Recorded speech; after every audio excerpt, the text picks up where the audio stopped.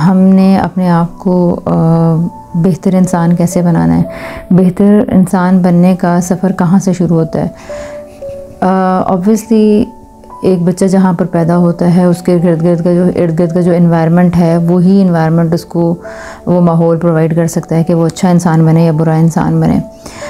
तो बात यह है कि हमारे घरों के अंदर माहौल में कुछ ऐसी ख़राबियाँ हैं जिनसे हम बिल्कुल भी आगाह नहीं हैं, और अगर हम बहुत सारी चीज़ें सुनते भी रहेंगे, यानी अगर हम लोग के अंदर ये ख्वाहिश पैदा हो गई कि अच्छा ठीक है अब हम देख लेते हैं भाई क्या ख़राबी हैं और हम उन्हें दूर कर लेते हैं, तो ये मसला इतना आसान नहीं है। सिर्फ सुन लेने से ये ऐसा नहीं होगा कि हम उन प्रॉब्लम्स को या उन कमियों को दूर कर पाएंगे। तो मैं दो हिस्सों में बात करूँगी। पहला हिस्सा ये कि ठीक है हमें अंडरस्टैंडिंग लेना है चीज़ों की, उन चीज़ों को समझना है जहाँ पर कि ये समझा जाए कि ख़राबियाँ क्या हो रही हैं, किस तरह से हो रही हैं। फॉर एग्ज़ाम्पल अच्छा, और ख़राबियाँ क्या हो रही हैं और पहले उनका अंदाज़ा लगाया जाए, उसके ऊपर एक नज़र हो, फिर ख़राबियाँ कहाँ से हो रही हैं और क्यों हो रही हैं और इतने अरसों से होती ही क्यों चली जा रही हैं। ठीक है, ये एक पार्ट हो गया। और फिर दूसरा हिस्सा ये है कि अच्छा उन ख़राबियों को दूर करने के लिए कि सुन लेना काफ़ी है, कि कॉन्सेप्ट को समझ लेना काफ़ी है। सुनना एक चीज़ है, समझना फिर उसके बाद एक दूसरी चीज़ है, फिर एक तीसरी चीज़ है उनको प्रैक्टिस करना, उनको अमल करने के लिए कोशिश करना। तो वो कैसे होगा, that is a very difficult process I guess. तो इसको इन तीनों टॉपिक्स को, इन दोनों बातों को मैं जितनी जल्दी हो सकता है मुमकिन मैं इस पे बात करती हूँ। खराबियाँ क्या हैं, खराबियों से हम सब वाकिफ़ हैं। हमारे अंदर बददियानती है, करप्शन है, हम लोग रूल्स को फुलफ़िल नहीं करते हैं। जहाँ हम लोग बाईपास कर सकते हैं किसी भी कानून को, तो हम बड़े आसानी से चीज़ों को बाईपास कर लेते हैं अपने ज़ाती मफाद के लिए। हम लोग ईमानदार होते हुए, यानी ख़ुद को हम ईमानदार समझते हुए सिग्नल्स भी तोड़े होते हैं। जहाँ रिश्वत लेनी पड़े थोड़ी बहुत ले भी लेते हैं, थोड़ी देनी पड़े दे भी देते हैं, और उसको मतलब बहुत हमने क्यूट से नाम दिए हैं, या ये तो मजबूरी थी ना, फिर ऐसे तो नहीं रह सकता, यहाँ ने ईमानदार का तो काम ही नहीं होता, ये वो कैप्शंस हैं जिनके पीछे फिर हम शेल्टर लेते हैं। तो इस तरह से तो फिर तो काम ही नहीं होता। अब मैं मानती हूँ बहुत सारी जगहों पर इंसान ऐसा फंसता है कि कोई चारा बचता नहीं है इंसान के पास कि वो क्या करे। ये चीज़ें हैं, लेकिन बात ये ना कि हमने तो कुछ हल भी तो निकालने हैं ना। अच्छा, तो ख़राबियाँ ये बड़े लेवल की ख़राबियाँ हैं, ये आपको इनके ऊपर बात होती है। मैं एक और चीज़ के ऊपर बात करना चाह रही हूँ, एंड दैट इज़ कि हम बड़ी ख़राबियों को देख रहे हैं और बड़ी ख़राबियों की वजूहात को नहीं देख रहे। बहुत बड़ी ख़राबियों में से ये भी ख़राबी है कि हम ह्यूमन रिस्पेक्ट के बारे में कुछ जानते ही नहीं हैं। इंसान की इज़्ज़त क्या होती है, इंसानों के साथ मामलात किस तरह किए जाते हैं, ये ना हम सोचते हैं, और ना ही ये सिर्फ हम तब सोचते हैं जब हमारे साथ कुछ गलत होता है और हमारी जब रिस्पेक्ट का ख्याल नहीं रखा जाता, जब हमारी फ्रीडम का ख्याल नहीं रखा जाता, तो तब तो हमें बहुत पता चलता है कि जी ह्यूमन रिस्पेक्ट का ख्याल नहीं रखा गया, हमारी कंसेंट से काम नहीं किया गया। यानी अगर एक घर में एक बेटा है और उसकी शादी का फ़ैसला उससे पूछे बगैर किया जा रहा है, या एक बहू है और उसको जो कमरा दिया जाना चाहिए वो उसकी मर्ज़ी के बगैर, उसकी कंसेंट ही शामिल नहीं है, वो किस तरह के कमरे में रहना चाहती है, कौन से कमरे में रहना चाहती है, ठीक है, या माँ ने सालन बनाना है और सबने खाना है और उसमें कंसेंट सारे घर वालों की होनी चाहिए, नहीं होनी चाहिए, मतलब वरना अगर वो सबकी मर्ज़ी का नहीं है तो फिर आप जबरी तौर पे किसी को खिलाएंगे। बच्चे को किस स्कूल में डाला जाए, बीवी क्या चाहती है और बाप क्या चाहता है, बच्चे किस टाइम पे पार्क में जाएं, किस टाइम पे ना जाएं, बेगम को अपने मेके कब जाना चाहिए, शोहर को दूसरा बिज़नेस करना चाहिए नहीं करना चाहिए, शोहर के फैमिली टाइम के कौन से आवर्स हैं जिसमें कि बच्चों को और बेगम को सबसे ज़्यादा ज़रूरत होती है उसके वक्त की और उसके केयर एंड कंसर्न की। तो ये वो सारी छोटी बातें हैं जिनमें कि अमूमन कंसेंट के बगैर ही सारा कुछ हो रहा होता है। यानी कंसेंट से मुराद म्यूचुअल कंसेंट, सबसे एक दूसरे से पूछ के मशवरे के बगैर। शोहर अपनी तरफ से वो टाइम बीवी को देता है जिस वक्त कभी वो बिज़ी होगी, बच्चे को पढ़ा रही होगी, होमवर्क करवा रही होगी, या ख़ुद वो थक के सोने वाली होगी और फिर शिकवाएगा कि तुम तो सुनती ही नहीं हो। इसी तरह बेगमात अपने शोहरों के लिए वो काम करती हैं जो उनकी बाज़ वक्त रिक्वायरमेंट ही नहीं होती, उनको वो चाहिए ही नहीं होता और वो करती रहती हैं। यानी मसलन एक बीवी अपने शोहर के कपड़े इस्त्री करे चले जा रही है और वो कह रहा है कि भाई मुझे कपड़े मैं कर लूँगा इस्त्री, तुम ऐसा करो मेरा वो फ़लाँ काम कर दो, मुझे वो चीज़ चाहिए। या इस टाइम पे बैठ के बच्चों के साथ जो मैं मीटिंग कर रहा होता हूँ या मैं चीज़ें डिस्कस कर रहा होता हूँ, तुम फिर इसमें थोड़ा आके ध्यान दिया करो, थोड़ा देखा करो, इसी तरह शोहर बाज़ औक़ात वो काम कर रहे होते हैं जो कि बेगमात के किसी काम के नहीं होते। और ख़ास तौर पे जो बीवियों को कंप्लेन होती है कि हर वक्त मोबाइल में रहते हैं, हर वक्त मोबाइल में रहते हैं, और शोहर कहते हैं जी कि हमने तो ऑफ़िस में कर लिया जो कुछ करना था, तो अब घर तो पता नहीं किसका है। तो ये मैंने वो बातें जो मैंने सुनी हुई हैं, और ज़ाहिर है हम खुद भी फेस करते रहते हैं, इस सोसाइटी में रहते हैं, तो हर तरफ ये चीज़ें चलती रहती हैं। कभी हम ज़्यादती करने वाले होते हैं, कभी हमारे साथ ज़्यादती हो रही होती है। लेकिन इन सारी तरह के मामलात के अंदर ऐसे इसी तरह फिर उस लड़के के भी, लड़के के माँ बाप, लड़की के माँ बाप, तो बहुत सारी चीज़ें ऐसी हो रही हैं। इसी तरह बच्चों के एंड पे बहुत सारे डिसीजंस ऐसे हो रहे हैं जो उनको चाहिए ही नहीं, ना वो उनकी खुशी है उनमें। यानी तुमने ये कपड़े पहन के पार्टी में जाना है जो कि उसको अच्छे ही नहीं लग रहे, वो पहनना ही नहीं चाह रहा, और हम हिकमत और दानिश और हमें ज़्यादा समझ है, एंड वी नो बेटर, और हमें ज़्यादा पता है, माहौल माशरे के तकाज़े हमें सब कुछ पता है, इसलिए हम बताएंगे कि तुम्हें क्या करना है, तुम्हारी तो शायद अकल ही नहीं है। तो आई मीन ये हम सोचते हैं इस तरह से सारी बातें। तो इन सारे मामलात, ये छोटे छोटे मामलात हैं जहाँ पे इंसानी राय का ख्याल नहीं रखा जा रहा।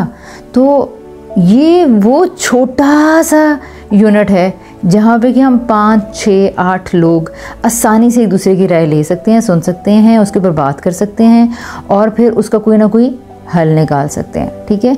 और छोटी सी जगह में भी आप जब ये काम करना शुरू करेंगे तो आपको पता चलेगा कि ये काम पहाड़ जितना मुश्किल है, इतना मुश्किल काम है ये, घर के अंदर डेमोक्रेटिक फ़िज़ा पैदा करना, ठीक है। कुछ ये कि इदारों में पैदा हो जाए, या फिर जो बिल पास हो रहे हैं वो हमारी राय के मुताबिक हों, या प्राइम मिनिस्टर्स हमारी मर्ज़ी से इलेक्ट हों। नहीं, ये नहीं हो सकता। हम अपने घरों के अंदर जहाँ हम कुछ कर सकते हैं, जहाँ हम कानून नाफिज करने वाले लोग हैं, हम भी वो नहीं करें। तो ये वो मसला है जो हम नहीं कर रहे हैं। इससे जो ख़राबियाँ पैदा हो रही हैं वो मेगा लेवल पर भी हैं और ग्रास रूट लेवल पर भी हैं। बहुत छोटे बच्चों की अगर बात की जाए तो छोटे बच्चों का या इंसान का, किसी भी इंसान का बेसिक बात यह है कि जब भी उसकी फ्रीडम, इरादा और इख्तियार जो उसको खुदा ने देकर भेजा है, वो इरादा और इख्तियार जब उससे जब छोटी से छोटी जगह पर जब उसका इरादा और इख्तियार उससे छीना जाता है, जहाँ पर उसकी इज़्ज़त नफ्स को मजरूह किया जाता है, जहाँ पर उसकी मर्ज़ी के ख़िलाफ़ कुछ फ़ैसले उस पर इम्पोज़ किए जाते हैं, वहाँ इंसान के अंदर रिवेंज, गुस्सा, एग्रेशन के जज्बात पैदा होने शुरू हो जाते हैं। इस छोटी सी बात को, जो कि बहुत बड़ी बात है, इसकी इतनी ख़राबियाँ हैं कि इमेजिन भी नहीं कर सकते हम बहुत बड़ी अच्छी बातों पर बात करते हैं, मोटिवेशन की बातें करते हैं, और बहुत सारी तरह की फ़िलासफ़ीज़ पे भी बातें करते हैं, लेकिन ये बहुत ज़्यादा बात है। मैं सिर्फ़ इस चीज़ को ये कहूँगी कि आप लोग प्रैक्टिस करके देखें सिर्फ़ इस चीज़ को। इसके नुकसानात आपके सामने भी खुल के वाज़ेह होने शुरू हैं, जिस तरह के मेरे सामने हुए हैं पिछले चंद सालों के अंदर। सिर्फ़ इस बात को कि हम जब किसी की राय का एहतराम नहीं करते, किसी की चॉइस का एहतराम नहीं करते हैं, तो इससे क्या क्या ख़राबियों का एक समंदर है, एक तूफ़ान है। क्या मैं नहीं कह बता सकती कि इससे किस कदर ख़राबियाँ पैदा होती हैं। जब बच्चों के अंदर जब फ्रीडम छीनी जाती है, और हम चूँकि सारे लोग उस कन्वेंशनल पैराडाइम के प्रोडक्ट हैं, जब ये बड़ा इस बात के अंदर एक चार्म था कि माँ बाप ने ऐसा दबा के रखा हुआ है, शेर की निगाह से देखते हैं, और वो अच्छे पेरेंट्स समझे जाते थे। ये एक वैल्यू थी कि बाप आता है घर में तो बच्चे इधर उधर छुप जाते हैं, तो इसको एस्पायर किया जाता था, ऐसे रोल को एस्पायर किया जाता था, ठीक है। वो माँ बड़ी कामयाब समझी जाती थी जिसके बच्चे उसकी एक आंख का इशारा समझते थे, एक आंख का इशारा, ठीक है। ये एक मशहूर जुमला है जो हमारी माएँ बोलती हैं, और हम भी बोलते हैं कि हम तो अपनी अम्मा की जो है ना एक आंख का इशारा समझते थे। उस एक आंख के पीछे इनफैक्ट क्या क्या कहानियाँ होती थी,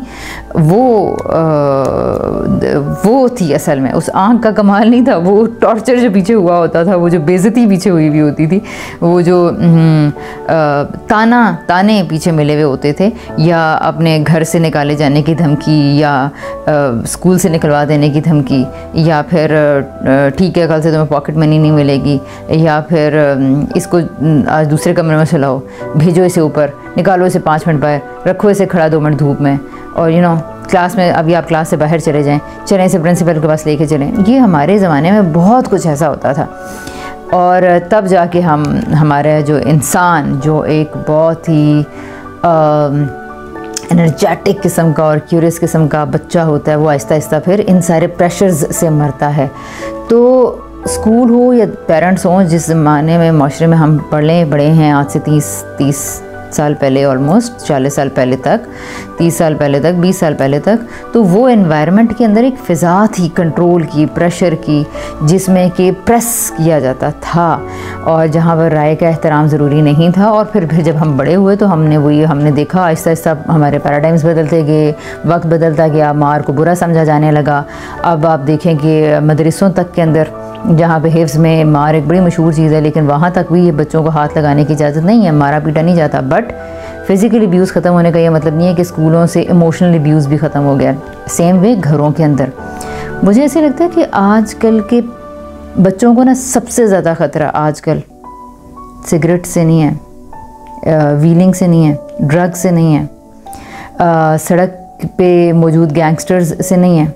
मुझे लगता है, बिलीव मी, मुझे लगता है कि आजकल के बच्चों को सबसे बड़ा ख़तरा उनके पेरेंट्स से ही है। उनको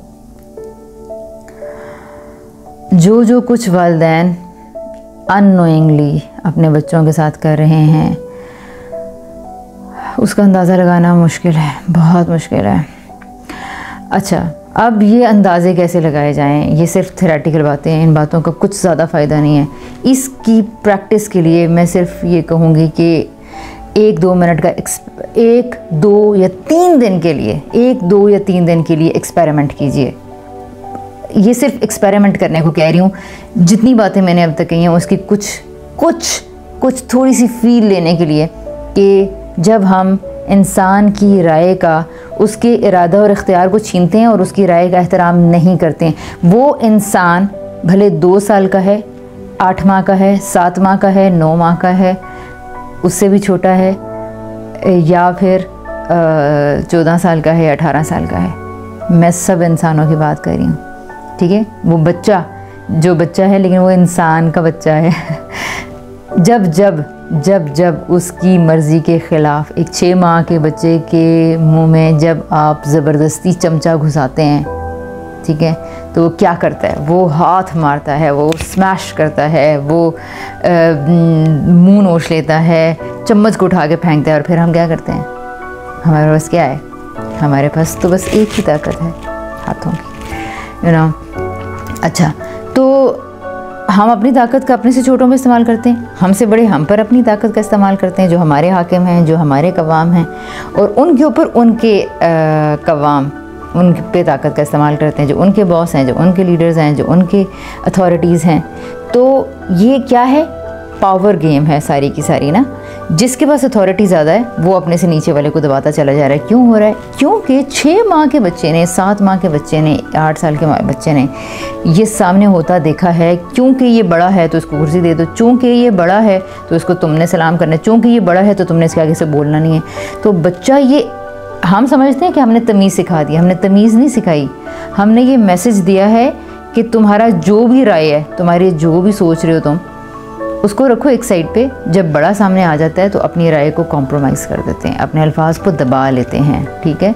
सेम वे टीचर कहती है आप मेरे से आगे बोल रहे हैं, मुझसे क्वेश्चन कर रहे हैं, मेरे आगे आप आर्गूमेंट कर रहे हैं, यानी जो भी बात कही जाती है उसको आर्गूमेंट कह दिया जाता है और डिसमिस कर दिया जाता है। तो इम्प्रेशन जो हम बच्चों को दे रहे हैं, जो उनकी जो कंस्ट्रक्शन डेवलप हो रही है बच्चों की, वो ये है कि जब तुम्हारी बड़ी अथॉरिटी तुम्हारे सामने आए, तो बड़ी अथॉरिटी जब भी तुम्हारे सामने आए तो सरेंडर कर दो। जो भी रीजनिंग है, जो भी लॉजिक है, चूँकि वो बड़ा है और बड़ों के सामने नहीं बोलते इसलिए, और बड़ों को ज़्यादा पता है, बड़ों को ज़्यादा पता है। इनफैक्ट यानी बच्चे को इस वक्त दूध पीना या दूध नहीं पीना, उसको इस वक्त दांत ब्रश करने या नहीं करने ये बड़ों को ज़्यादा पता है। मैं मानती हूँ कि बड़ों को पता है कि ब्रश ना करने से क्या क्या कुछ होगा, लेकिन यही बड़े हज़ारों जगहों पे ख़ुद भी तो अपने रूल्स को तोड़ते हैं, ख़ुद भी तो इनको अपने बारे में भी तो इतना कुछ पता है, फिर भी नहीं अमल करते। तो जब हम अपने ऊपर नहीं अमल कर रहे तो फिर हमें बच्चों के ऊपर इतनी जल्दी अमल करवाने की क्या जल्दी है। अच्छा फिर क्या कि अगर आपको पता भी है, यानी मुझे पता भी है कि दांत ब्रश ना करने से या बच्चे ने दूध ना पिया तो क्या नुकसान होगा, इस सारे को हल करने के लिए क्या ये तरीका है कि हम उसको पनिश करें या हम उसको लालच दें कि ये करो तो फिर ये कर दूंगी, फिर ये कर दूंगी, फिर मोबाइल दे दूंगी, फिर यानी क्या ये तरीका है कि उस जब आपने इनाम भी उसको ऑफ़र किया है, इसका मतलब है वो अपनी मर्ज़ी के ख़िलाफ़ उसकी लालच में वो काम करने लग गया, करना नहीं चाहता था, उसकी सेल्फ़ रिस्पेक्ट को कॉम्प्रोमाइज़ करना पड़ा है उसे, किसकी वजह से, आपके दिए गए इनाम की लालच की वजह से। या आज अपने साथ नहीं सुलाऊंगी, फिर ठीक है, फिर कल तुम्हारे मुंह से स्मेल आती रहेगी, फिर सारे लोग तुम्हें कहेंगे, तुम्हें कोई अपने पास नहीं बिठाएगा। तो ये थ्रेट सोसाइटी का, इस प्रेशर ने अगेन उसको क्या किया, लोगों के प्रेशर ने, ये जो डराया गया है, ये जो सज़ा दी गई है, इस प्रेशर ने कहा कि जाओ उठो या दांत ब्रश कराओ, ठीक है, करना नहीं चाहता था। हम ये क्यों नहीं सोच रहे कि अल्टरनेट पेरेंटिंग का मेथड क्या है तरबियत का से, यानी क्या हमें काम, ओके हम अपने ऊपर आते हैं, इस बात को समझते हैं कि हम काम करने का, आप एक आदमी है फॉर एग्ज़ाम्पल, सोचें अगर आप एक आदमी हैं या फिर आप एक खातून हैं, तो आप ये सोचिए कि अगर आपका बॉस आपको ये कहे कि नौकरी से निकाल दूंगा अगर इस फाइल का काम कल तक तुमने ना किया, तो उसका ये धमकी देना कि कल तुम्हारी रिपोर्ट कर दूंगा, कल तुम्हारी इंक्वायरी भिजवाता हूँ ऊपर, ठीक है, तो ये आपके अंदर जज्बात क्या पैदा करेगा। अच्छा एक दूसरा बॉस आता है, वो कहता है कि यार ये करो, बोनस तुम्हारे लिए फिर देखता हूँ, ठीक है, ये एक इनाम का तरीका हो गया, एक सज़ा का तरीका हो गया, ठीक है। अच्छा दोनों तरीके बहुत इफ़ेक्टिव हैं, ज़बरदस्त काम हो जाएगा, कमाम हो जाएगा। देखना ये है कि मेरिट पे हमने इनको परखना है, क्या ये काम कराने का ठीक तरीका भी है कि आप जो चाहते थे वो आपने नहीं किया, ठीक है। फॉर एग्ज़ाम्पल आप उस फाइल पे साइन इसलिए नहीं करना चाहते थे कि ये एक गलत चीज़ को प्रमोट कर रही है, इसकी वजह से, इस मेरे एक सिग्नेचर की वजह से किसी का हक मारा जाएगा, मैं इस पे साइन नहीं कर सकता। लेकिन बोनस के या लाखों के लालच में या अगला टेंडर आपको मिल जाने की के लालच में या आपके नौकरी से निकाले जाने या ट्रांसफ़र के डर से जब आपसे काम करवाया गया है, तो आपने अपनी ओपिनियन, पर्सनल ओपिनियन को कॉम्प्रोमाइज़ किया है। आप नहीं करना चाहते थे वो काम, किसी इनाम ने या किसी सज़ा ने आपसे वो काम करवा लिया और नतीजा क्या निकला, आपकी रिस्पेक्ट मजरूह हुई है, आपकी राय कॉम्प्रोमाइज़ हुई है। इंसानी राय को जब भी कुचला जाता है तो उसके अंदर रिवेंज, गुस्से के, आप ऐसी सिचुएशंस में जहां आप बेबस होते हैं और बॉस के डर से काम करते हैं, या औरत ऐसी सारी जगहों पे जहां पे वो बेबस खुद को महसूस करती है और वो अपने आप की बात को मनवा नहीं पाती, समझा नहीं पाती, और वो सिर्फ शोहर के या सास ससुर के डर से वो काम कर जाती है। उनसे तलाक का डर है, दूसरी शादी की धमकी का डर है, घर से निकाले जाने का डर है, ख़र्चा बंद हो जाने का डर है, तुम्हें मेके नहीं लेके जाऊंगा, मुंह बना लिया जाएगा, चुप कर जाएगा, शोहर बात नहीं करेगा, 6 दिन देखेगा नहीं, इन सारी धमकियों, इन सारे खौफ की वजह से जो काम आप कर रहे हो, जो आप काम करना नहीं चाहती थी, आपकी नज़र में गलत था और आपने इन सारे खौफों की वजह से वो कर लिया। या फिर शौहर ने ये कहा कि यार तुम्हें ना ब्रांड का सूट दिलवा दूंगा, तो अभी ऐसा करो, जाओ तुम घर में जाके ना अम्मी को या अब्बू को, फ़लाँ को, मतलब घर के किसी भी फ़र्द को के लिए ये काम कर दो जो आप नहीं करना चाह रही थी, आप समझती थी कि वो गलत है काम, या वो आप फ़िलहाल नहीं करना चाह रही थी।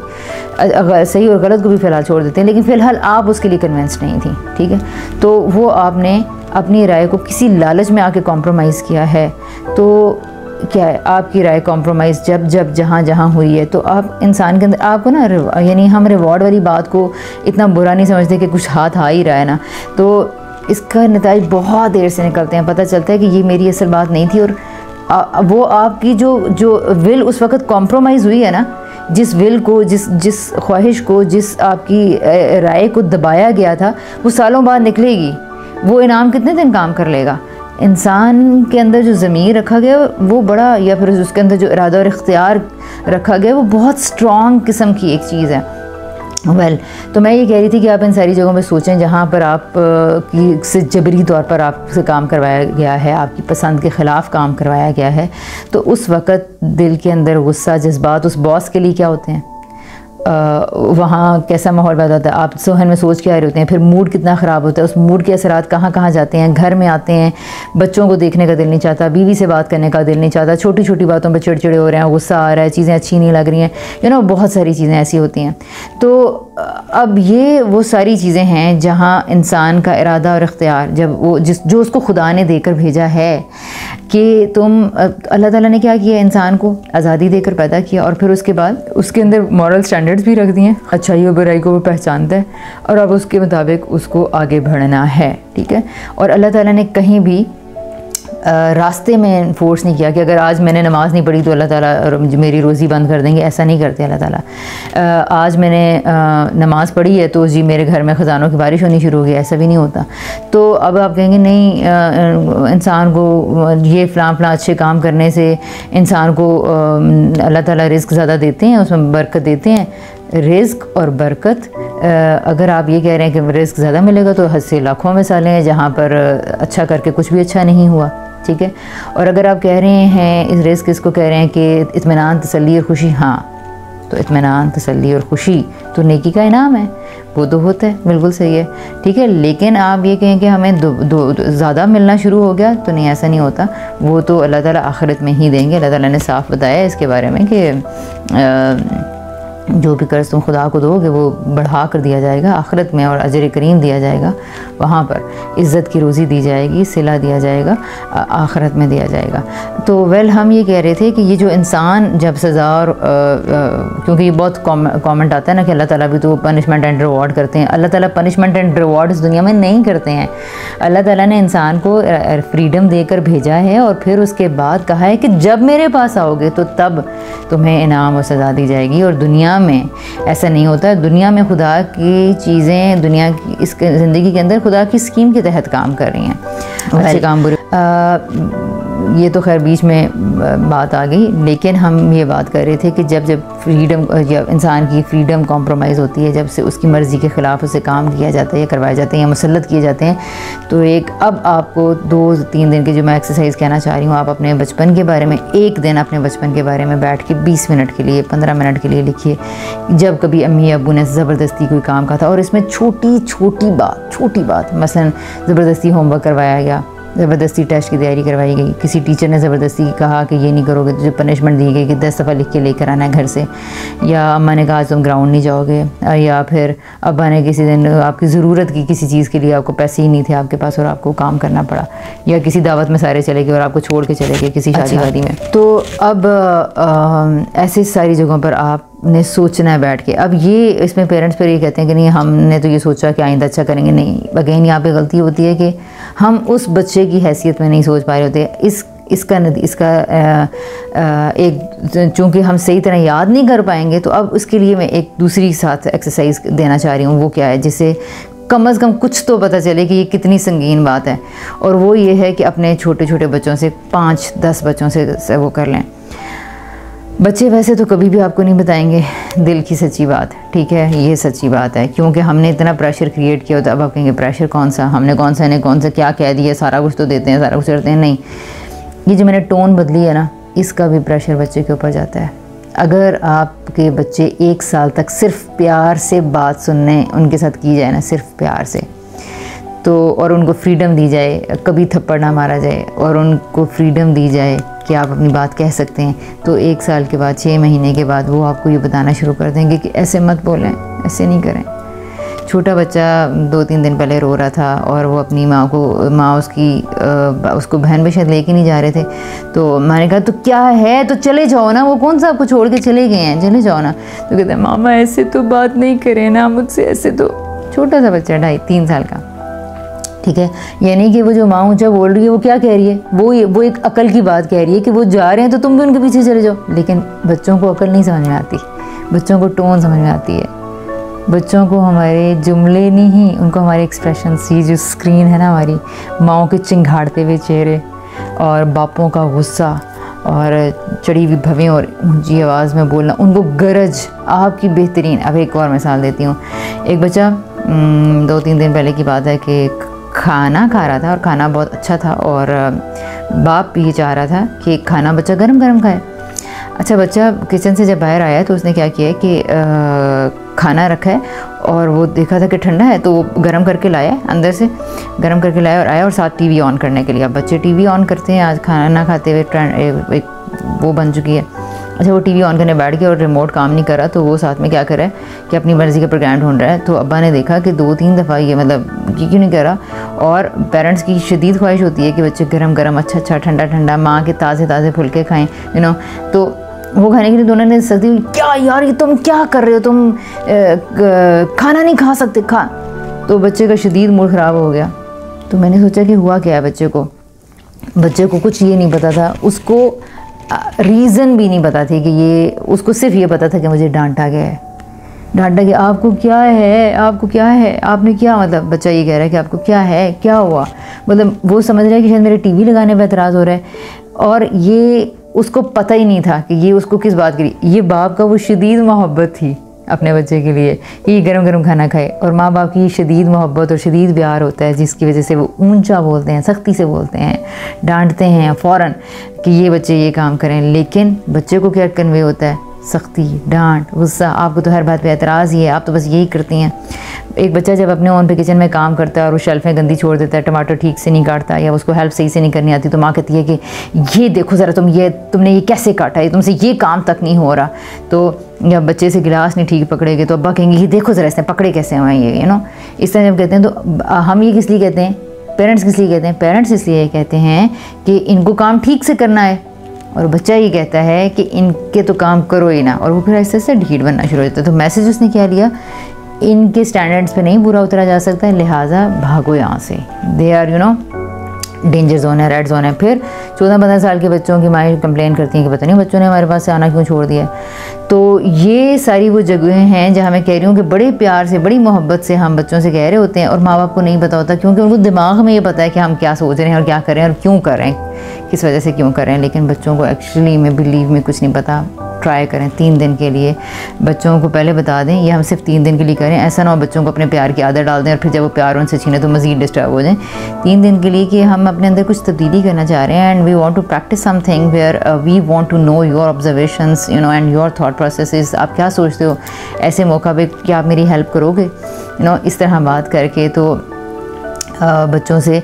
और उस वक़्त वो कड़वी घसीली बात भी कह दें, यू नो, आप डांटती हैं, आप गुस्सा करती हैं, आपने कभी मेरे साथ अच्छा नहीं किया, क्योंकि ऐन मुमकिन है कि कुछ बच्चे हिम्मत करके सच बता दें तो ऐसी बातें कहेंगे। अच्छा मैं अच्छी हूँ या नहीं, तो मेरा बस क्या आपके बाल बहुत कर लिए हैं, मुझे बिल्कुल अच्छे नहीं लगते।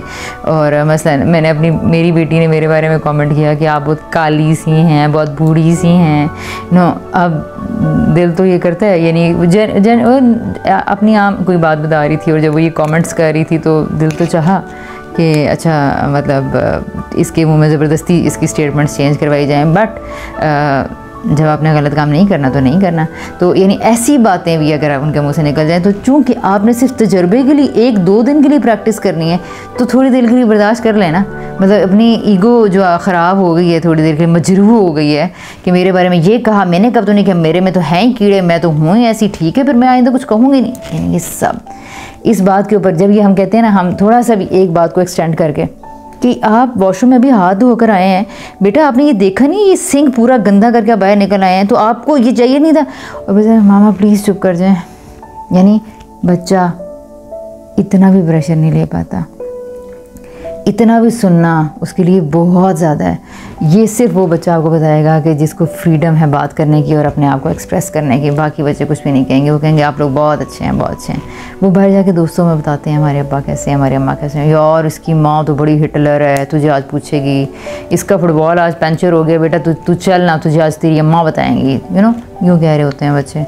तो इनफैक्ट बाहर से भी डराया जा रहा होता है कि तुम्हारे पेरेंट्स तुम्हारे साथ क्या करेंगे। तो बच्चे का सबसे बड़ा मसला ये बना हुआ है कि मैंने इन पेरेंट्स से, जो मेरे पेरेंट्स हैं, इनके अजाब से, इताब से कैसे बचना है। तो बच्चे का ये बड़ा मसला बना। तो इसलिए जब बच्चे गलत काम करते हैं तो फ़ौरन देखेंगे, वो ये नहीं देखेंगे कि काम ठीक हुआ या गलत हुआ, वो ये देखेंगे कि इनका रिएक्शन क्या है, तो ये मसाइल हैं। ये मैंने प्रैक्टिस इसलिए सिर्फ कहा है कि ये इसको करें और फिर अपने माजी के बारे में भी सोचें। फिर ये बच्चों से 2-3 दिन के लिए प्रैक्टिस करके इसको किसी तरह डाटा हासिल करें ताकि इसके बारे में कुछ तो पता चले कि ये जो प्रेशर, जब उनकी राय ख़राब होती है, जब उनके ऊपर अपना हम प्रेशर्स मुसल्लत करते हैं, घर की फ़िज़ा को टेंस बनाते हैं, इस तरह की चीज़ें होती हैं, तो बच्चे के ऊपर क्या क्या असरात पड़ते हैं।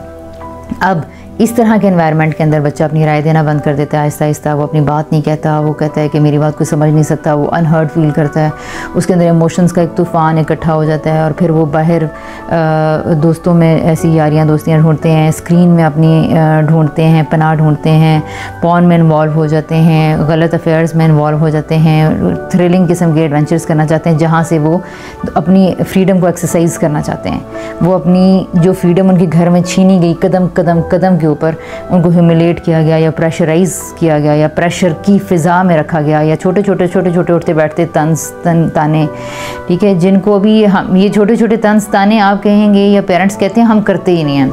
एक एक जुमले का एनालिसिस, इस प्रैक्टिस के लिए काउंसलर्स के पास जाइए, अच्छे फैसिलिटेटर्स के पास जाइए, मोटिवेशनल स्पीकर्स के पास जाने का नहीं कह रही, अच्छे फैसिलिटेटर्स के पास जाइए, सर मोइज़ हमदर्द के लेक्चर्स सुनिए और वहाँ से कुछ सीखिए, जानिए और अपने एक एक जुमले का एनालिसिस कीजिए कि हम कहाँ कहाँ क्या क्या कर जाते होंगे। और अगर किसी से फैसिलिटेशन नहीं लेनी या लेक्चर सुनने का नहीं है तो फिर किताब पढ़ें। इसमें ऑलमोस्ट हर जुमला वैसे लिखा हुआ है इस किताब के अंदर ना।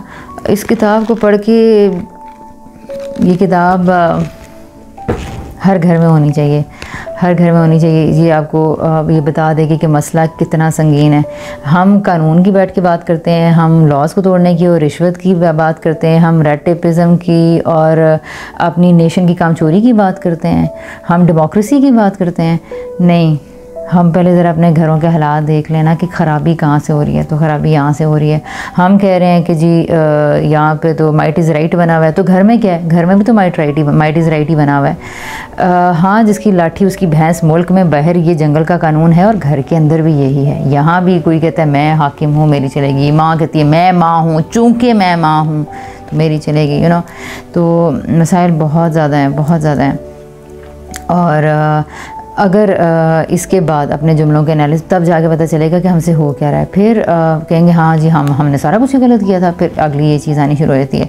तो खैर इस बुक के अंदर तरतीब से सारी चीज़ें बताई गई हैं, मतलब 5-6 चैप्टर्स तक। अच्छा, 7वां चैप्टर बड़े मज़े का कि अगर सब कुछ गलत था तो फिर क्यों गलत हो रहा था, और फिर गलत जान भी लेते हैं तो फिर भी क्यों गलत करते रहते हैं। खैर उससे आगे भी चीज़ें हैं, इंशाल्लाह बहुत सारी चीज़ों को बेहतर किया जा सकता है। बहुत सारे हल हैं, बहुत सारे हल हैं, लेकिन मेहनत चाहिए, रिफ्लेक्शन के लिए की ताकत चाहिए, सोच समझ गौर व फिक्र के तरीके ढूंढना, हेल्प लेना।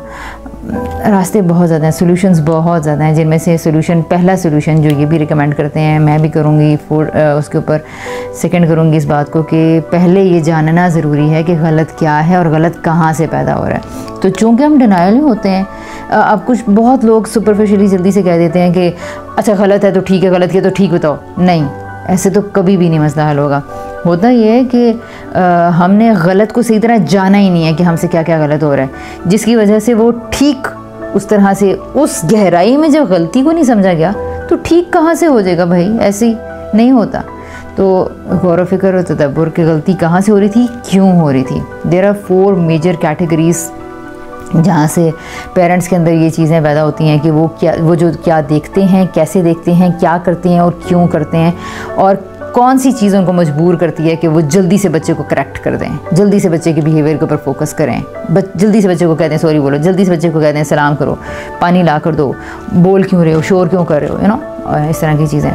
तो हमने बात यहाँ से शुरू की कि बड़े ख़राबियाँ कहाँ से, बड़ी ख़राबियाँ क्या हैं, ठीक है। उसमें वो जो जितनी भी मुल्क में और यूट्यूब पर ख़राबियाँ देखते हैं और जितनी भी हमारी बेइज्जती हो रही होती है हमारी नेशन की, वो सारी ख़राबियाँ, ठीक है, वो पैदा कहाँ से हो रही हैं। मैं तो कहती हूँ घर से पैदा हो रही हैं, मेरी ओपिनियन है, मेरी राय है।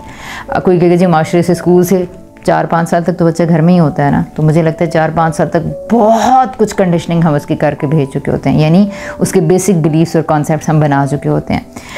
इसके ऊपर जितने क्वेश्चंस कोई करना चाहे तो यू आर मोस्ट वेलकम। बेशुमार सवाल आप कैसे कर सकते हैं, कमेंट बॉक्स में कर सकते हैं, जो भी फोरम आपके पास है अवेलेबल, क्वेश्चंस जितने मर्ज़ी है किए जाएं, करें, ताकि उन क्वेश्चंस को समझा जाए।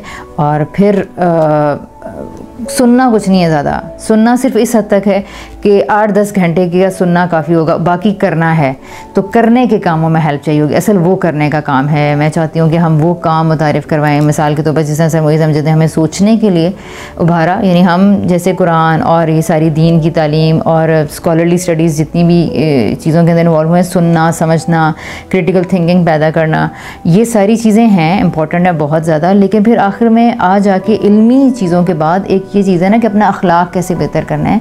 हालात बेहतर क्यों नहीं हो रहे? उलमा की भरमार है, किताबों की भरमार है, मोटिवेशनल स्पीकर्स इतने ज़्यादा हैं, तो फिर क्यों नहीं? सुनने से नहीं ठीक होता, सुनने से मसला ठीक होगा नहीं, सोचने से ठीक होगा। तो वहाँ पर हेल्प चाहिए होगी। तो इस तरह के सर्कल्स, इस तरह की कम्युनिटीज़ डेवलप की जाएँ जहाँ पर हम लोगों को सोचने में हेल्प करें, और फिर उन जहाँ वो लोग ख़ुद अपने ऊपर सोचें, गौर कर लें, फिर उसके बाद कुछ चीज़ें जब सोचने के काबिल हों, कुछ मसाइल सामने आए तो डरे नहीं, वो अपने खौफ बता सकें, और फिर उसके बाद उन खौफ को की जो वजूहात हैं, अंडरलाइंग बिलीव्स हैं, कोर जो हमारी कंस्ट्रक्शंस हैं, उनको अजम्पशंस को अनकवर किया जाए, उनको समझा जाए, और क्या ये देखा जाए कि जिस खौफ और ख़तरे की वजह से कि कल को इसकी शादी होगी तो इसे रोटी नहीं बनानी आती होगी गोल, तो इसलिए मैं इसको आज से इतनी ज़्यादा इसकी ठुकाई कर दूँ कि ये ठीक करना शुरू कर दे, और कल को मेरा बेटा रिस्पॉन्सिबल नहीं बनेगा, तो इसलिए आज मैं इसको ना मार के या डांट के या तंज करके या तनकीद करके ये बताता हूँ कि ज़िम्मेदारी क्या चीज़ होती है। बेटा उठाओ ये चीज़ें यहाँ से, तुम लोग ऊंचा जब हम बोलते हैं, जब भी हम ऊंचा बोलते हैं तो इसका ये मतलब है कि सिर्फ हम गरज कम्युनिकेट कर रहे हैं, हम ज़िम्मेदारी कम्युनिकेट नहीं कर रहे। एक आध बच्चा हो सकता है कि ये कहे कि ये मैंने अच्छा ये काम आइंदा नहीं करूँगा, बड़ी बेइज्जती हुई थी, उसे भी पेन नहीं निकलेगी, हो सकता है वो रिस्पॉन्सिबल हो जाए, लेकिन उसकी पेन नहीं जाएगी। वो जो फ्रीडम उसकी हैम्पर हुई थी उस टाइम, जो उसके ऊपर प्रेशर आया था अपनी बात ना कह सकने का, रीज़न ना जान सकने का, तो वो जो प्रेशर बच्चे के ऊपर आता है वो सारी ज़िंदगी पेन उसके साथ रहती है। इसकी एक बहुत संगीन जो सूरत हाल है वो अब एक मैं दूसरे पॉइंट पे आना चाह रही हूँ। वो क्या है, इस बात के असरात बड़े की ज़िंदगी में कैसे निकलते हैं। मे बी आप में से बहुत सारे लोग रिलेट कर सकते हैं। मैं नेक्स्ट क्लिप में ये बताऊंगी कि इस बात के इंसान अफराद की ज़िंदगियों पर लेटर ऑन क्या असरात निकलते हैं, ठीक है। और शायद बहुत सारे लोग अपनी ज़िंदगियों में झांकें तो ये जान सकें कि बचपन की सख्ती और प्रेशर का उनकी सख्ती और प्रेशर का आज उनकी ज़िंदगियों पर असरात हैं, जिसमें से तो वो असरात जिनका मैं ज़िक्र कर रही थी कि बचपन की तरबियत के बाद निकलेंगे, वो क्या हैं। वो असरात इस किस्म के हैं, मसलन आपको मुख्तलिफ लोगों से बात करने में दिक्कत होती है, अपने दिल की बात अपने बहन भाई एक दूसरे से नहीं कह पा रहे, सारे एक दूसरे से बात करना चाहते हैं लेकिन सारे एक दूसरे के प्रेशर में हैं और नहीं बात कर पाते, जिसकी वजह से बग़ैर कम्युनिकेशन के बड़े बड़े काम कर देते हैं और पता ही नहीं चलता कि कौन सा काम क्यों बात करने की हिम्मत नहीं थी।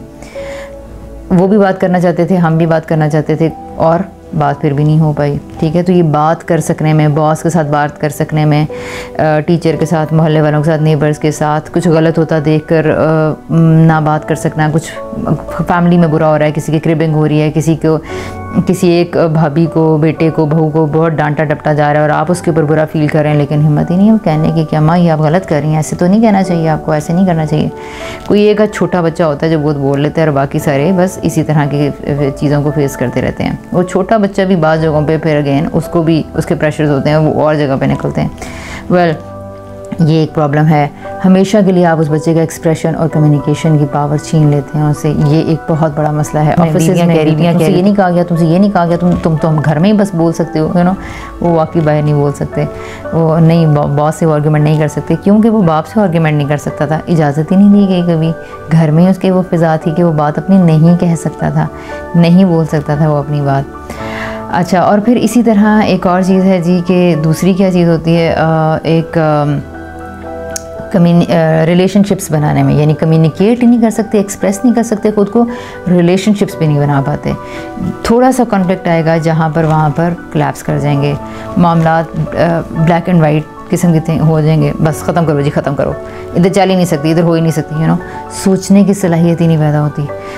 रिलेशनशिप्स बनाना एक बड़ा सब्र आज़मा काम है, लेकिन जिस बच्चे को ग्राउंड में खेलने नहीं दिया गया, जिस बच्चे को ज़बरदस्ती क्लास में जकड़ के बैठाया गया, 6-8 घंटे उसकी आज़ादी सल्ब करके, उसके मूवमेंट्स को उसे फ्री चलने फिरने की फ्रीडम नहीं थी, उसको अपनी मर्ज़ी से सोने की, टेक लगाने की, कहाँ देख रहे हैं, ऐसे सब कुछ करने की उसको इजाज़त नहीं थी। स्कूल में नहीं होता ये, अभी भी देखें आप, हर कोई एक प्रिटेंशियस किस्म की अपनी अपीयरेंस दूसरों को देना चाहता है। लाउंज में बैठना है तो ऐसे बैठना है, और ड्राइंग रूम में बैठना है तो ऐसे बैठना है, बड़ों के सामने ऐसे बैठना है। तो ना सिर्फ एक्सप्रेशन उसे छीना है, बल्कि कम्युनिकेशन करने के लिए जिस किस्म की वो चाहिए थी, थिंकिंग एबिलिटीज़ चाहिए थी, वो भी डेवलप नहीं हुई हुई। तो इसलिए छोटी छोटी बात पे गुस्सा आ जाता है। यानी जैसे ही शौहर से उसकी बीवी पूछेगी कि नहीं आप बताएं ना, ये आप काम मुझे करने से क्यों मना करें, तो कहेगा बस मैंने कह दिया ना। ठीक है, ये आदमी ने अपने माँ बाप से सुना हुआ है कि बस मैंने कह दिया ना, यानी अम्मा बाबा ने कह दिया, and that's it, and this is the biggest argument जो हमारे पास होता है। रीज़न क्या है? देनी नहीं आती, थिंकिंग एबिलिटी डेवलप ही नहीं हुई भी, कहाँ से दें रीज़न। ठीक है, तो मसलन कोई शौहर कह देगा कि यार बात सुनो, आज ना ये तुम मसलन कोई काम करो, ग्रॉसरी तुम करो, तो बीवी को कभी अगर आदत नहीं है तो कहेगी क्यों, मैं आज क्यों कराऊँ, तो यार इतना तुमसे काम नहीं होता, इतना तुम्हें कहा गया, इतना भी तुमसे काम नहीं होता। अब ये एक्चुअली वो कहना ही चाह रहा है कि मैं आज थका हुआ हूँ, मेरा आज बाहर काम थे और मेरे से आज हो नहीं पा रहा, या मेरी तबीयत ख़राब है और ज़रूरी भी है तो तुम चली जाओ फॉर एग्जाम्पल। तो ये वो बात थी, लेकिन ये सादा सी बात बिलीव में सोचना ही नहीं आती है। ठीक है, ये बेगम आज कह देगी कि बात सुने, आज आप चाय का कप बना दें, चाय का कप मैं बना दूं, तो क्यों चाय का कप, क्या तो ये तो हो गया, तो क्यों, तुम क्या करी थी सुबह से, ये वो जुमले कंडीशन बचपन में जो सुनेंगे। ऐसा नहीं कि शौहर यही कहना चाह रहा होता है या बेगम यही कहना चाह रही होती है, बेगम पूछना चाह रही होती है रीज़न इस जुमले से या शौहर। ठीक है, एक्चुअली हम रीज़न्स को नहीं कम्युनिकेट करते।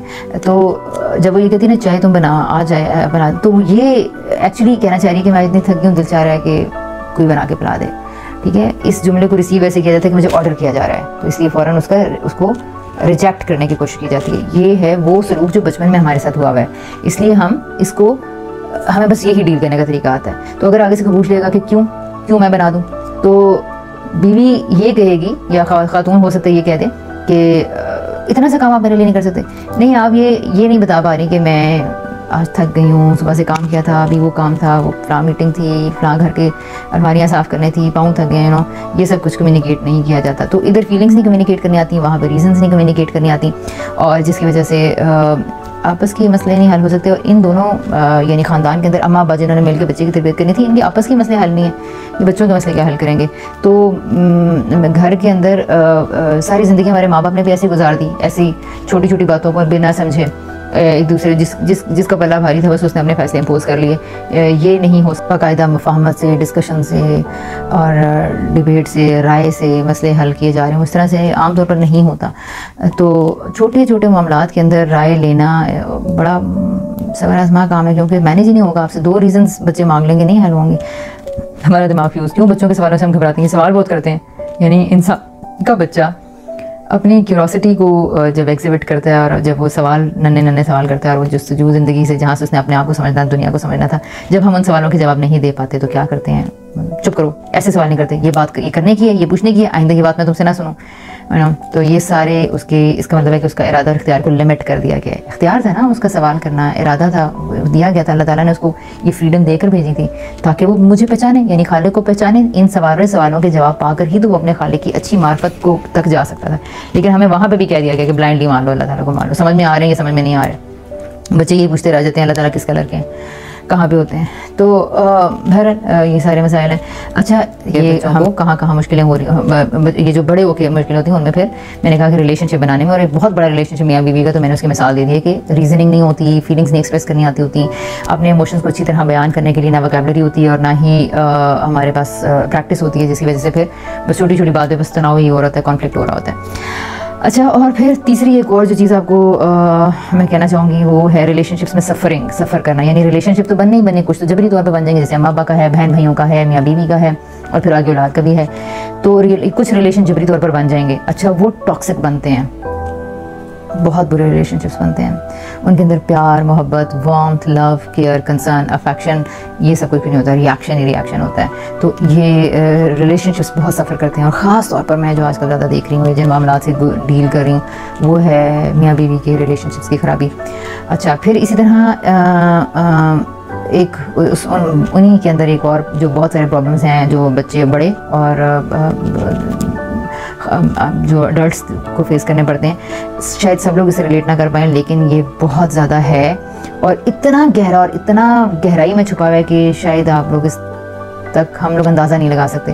लेकिन वही इरादा और इख्तियार और आज़ादी छीनने के लिए जिन बच्चों को छीना गया है, जिन्हें कंट्रोल में, प्रेशर में, सख्ती में, मार कुटाई के अंदर रखा गया है, बोलने की इजाज़त नहीं थी, बयान करने की इजाज़त नहीं थी, अपनी मर्ज़ी के काम करने की इजाज़त नहीं थी, अपनी मर्ज़ी के से खेलने कूदने की इजाज़त नहीं थी।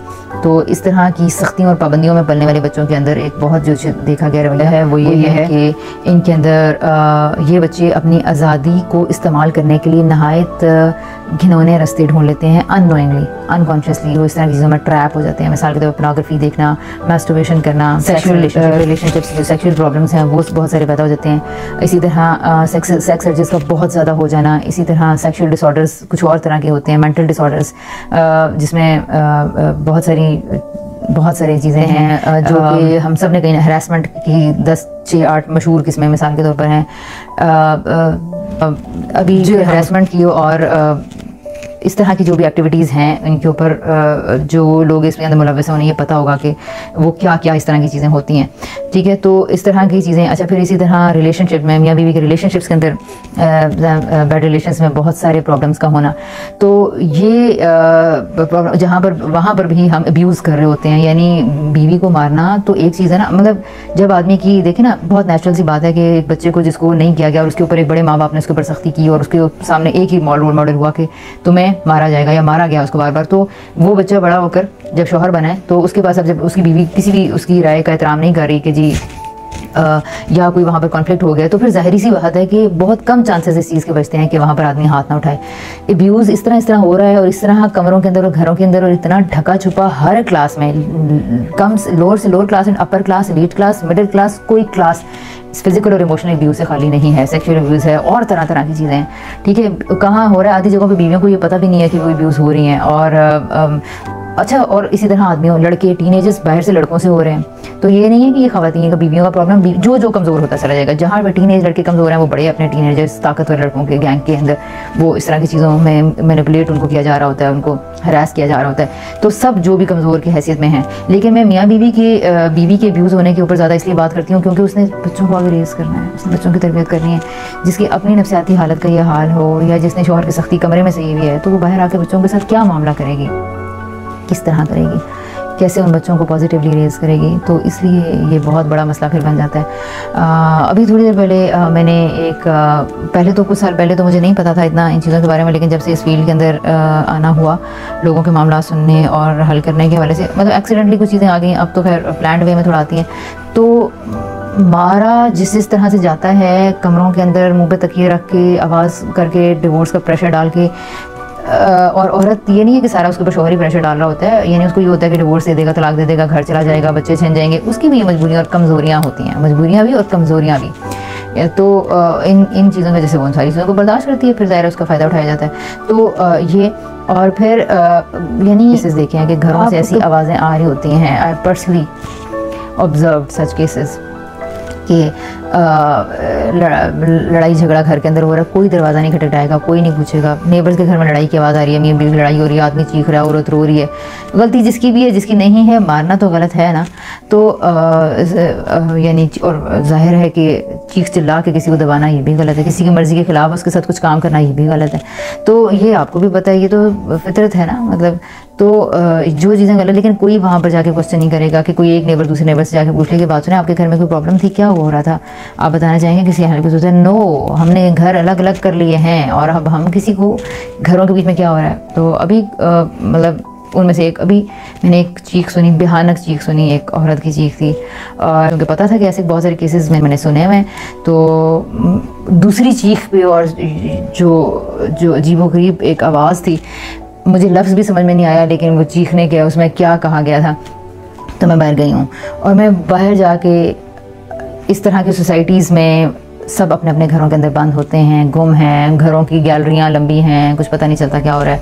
मैंने सारी जगह पर डर रहे, सड़कों पे कुछ भी नहीं, कोई भी बंदा मुझे पीछे कहीं भी कुछ भी नज़र नहीं आया, कोई भी नज़र नहीं आया। फिर क्या होता है, अमूमन इस तरह के केसेस में बच्चे भी होते हैं, आए दाएँ बाएँ रोते हैं, पीट रोते हैं, थोड़ा और बच्चों को शोर होता है, फिर कोई चुप करवा दिया जाता है। बड़ी जल्दी ये जो इस तरह की चीज़ें होती हैं सेटल डाउन हो जाती हैं। मैंने ये अपने आप को बहलाने की कोशिश की कि कुछ नहीं है, नहीं कुछ गड़बड़ नहीं हुई होगी। फिर थोड़ी देर बाद एक बच्चे की आवाज़ आई, मामा मामा मामा। तो अंदाज़ा तो मुझे हो गया कि कुछ गड़बड़ हुई है कहीं। शायद कोई घर के गेट से बाहर नहीं आ पाया, लेकिन शायद किसी ने घर के पोर्च तक आने की हिम्मत की थी। रीज़न्स क्या थी, वजूहात क्या थी, मुझे नहीं पता, लेकिन मैं बताना ये चाह रही हूँ कि हरासमेंट से तो आप वाकिफ़ होंगे, लेकिन घरों के अंदर जो अब्यूज़ की सिचुएशन है वो हमें नहीं पता। बिलीव मी, वो आपकी फैमिलीज़ में ऐसे केसेस हैं और आपको नहीं पता होगा। इर्द गिर्द हर घर, हर दूसरा घर इस मर्ज़ में मुब्तला है, लेकिन हमें नहीं पता। और हमें उनको हल करने का, क्योंकि साल कोई लड़की अपना नाम खोलेगी ना, वो शौहर किसी डॉक्टर को, किसी साइकेट्रिस्ट को, किसी काउंसलर को, किसी स्कॉलर को जाके अपना मसला बयान करेगा, और बच्चों के नाम पर इकट्ठे रहते रहेंगे। और फिर बच्चों की जिस तरह की तरबियत हो रही है, जहाँ से मैंने बात शुरू की थी, वहीं से उसी तरह के साइकोटिक नफ्सियाती बच्चे, डिप्रेशन की पहले बड़े इनसिक्योर, जिनकी सेल्फ इस्टीम, सेल्फ वर्थ कुछ भी नहीं होती, जो हर वक्त फियर की नफ्सियात में बड़े हुए होते हैं। तो जो कंडीशनल पेरेंटिंग के असरात के अंदर बड़े हुए होते हैं। कंडीशनल पेरेंटिंग वही रिवॉर्ड एंड पनिशमेंट है जो मैंने शुरू से मैं बयान की, और जो फियर की नफ्सियात में कि माँ मेरी चली जाएगी, माँ मेरी चली जाएगी, बाप मेरा छोड़ देगा। तो इस तरह के माहौल में पैदा होने वाले बच्चे क्या कुछ मस्बत सोच पाएंगे, क्या कुछ अच्छा कर पाएंगे, क्या वो उनको सिर्फ अपनी फ़िक्र नहीं होगी। हम ये तो गिला करते हैं कि यहाँ हर किसी को अपने मफाद की, हम ये क्यों नहीं सोच रहे कि अपने मफाद की क्यों है। जिस बच्चा जो माँ बाप की लड़ाइयों में पले बड़े हैं बच्चे, वो सिक्योरिटी कहाँ से हासिल करें। उनको तो अपनी ज़िंदगी के लिए बेसिक बात जो सिक्योरिटी है, शेल्टर है, प्यार है, वो नहीं मिला। तो इस इंसान की, छोटे बच्चों की जब हम इरादा और इख्तियार को जब हम छीनते हैं, तो इसके साथ कहाँ तक जा रहे हैं, नस्लों तक जा रहे हैं, नस्लों तक जा रहे हैं। मेरी फिर अगेन मैं आखिर में ये कहूँगी, मेरी रिक्वेस्ट है, अपनी नस्लों को बचाइए, अपने बच्चों के ख़ानदान को बचाइए। मुश्किल है, बहुत मुश्किल है, बार बार कहा जाएगा ये नहीं हो सकता, और इनको आज़ादी देते चले जाएँ, फिर तो सर पर चढ़ जाएंगे, सब कुछ ठीक है, ये सारी बातों के जवाबात हैं, लेकिन बस सिर्फ सोचना तो शुरू करें। पहले कि ये देखें कि क्या इरादा और इख्तियार जब छीना जाता है तो जज्बात ख़राब होते हैं, इमोशंस ख़राब होते हैं, प्रेशर फील होता है, रिवेंज अंदर इकट्ठा होता है, गुस्सा आता है। तो पहले यहाँ तक तो आए ना, फिर उसके बाद हर सवाल का जवाब है, बहुत सवाल है, बहुत सॉल्यूशंस हैं, लेकिन खुदा उनको सॉल्यूशंस दिखाता है ना जो पूरी कोशिश करते हैं। जब यहाँ तक कोशिश हो जाएगी क्या शदीद नुकसान है, तो अल्लाह ताला आपको अगले रास्ते में दिखाएगा। तो मैं आपको रिक्वेस्ट ये करूँगी कि ज़्यादा सुनने के बजाय गौर व फिक्र करें। प्लीज़ 3 दिन के लिए, सिर्फ 3 दिन के लिए अपने ऊपर खुद ही एक माहौल कायम करें, और अपने जो मैंने एक्सरसाइज बताई थी उसके ऊपर लिखिए कि जब आपकी मर्ज़ी के बगैर कोई काम आपसे करवाया गया तो आपको कैसा लगा, आपके क्या जज्बात थे, और फिर उसके सारे वो असरात होते हैं जो हमने पूरे इस सारे के अंदर सिलसिले में बयान किए हैं, कवर किए हैं। अपना बहुत सारा ख्याल रखें और अपनी नस्लों के, अपने बच्चों की हिफाजत कीजिए। मासूम बच्चों के चेहरों से उनकी स्माइल्स ना छीन लें, और जो भी कमज़ोर है, चाहे वो मर्द है चाहे वो औरत है, कमज़ोरों के लिए आपको पता है ना कि रसूलुल्लाह सल्लल्लाहु अलैहि वसल्लम कमज़ोरों के लिए कानून बनाने वाले थे, कमज़ोरों के साथ खड़े होने वाले थे नबूवत से पहले भी। तो प्लीज़ कमज़ोरों के साथ खड़े होइए, पावर डायनामिक्स के कल्चर को ख़त्म करें। मैं बड़ा हूँ, मैं अथॉरिटी हूँ, ये कल्चर ख़त्म होना चाहिए। डेमोक्रेटिक वैल्यूज़ को घर के अंदर अप्लाई करें, यानी सबकी कंसेंट से वो काम होगा जिसके असरात सबके ऊपर हो रहे हैं।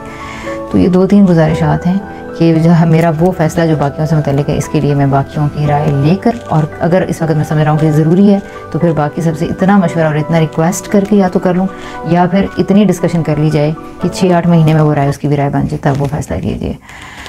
ये थोड़ी सी चीज़ों को अप्लाई करने में बहुत सब्र की ज़रूरत होती है, लेकिन अगेन इसके बारे में सोचिए तो सही, तब जाके शायद आपको अपनी मर्ज़ी का प्राइम मिनिस्टर भी मिल सके। तो इसके ऊपर सोचिएगा। तब तक अपना बहुत ख्याल रखें, अपने बच्चों का ख्याल रखें, अपनी बीवियों का रखें, अपने शौहरों का रखें।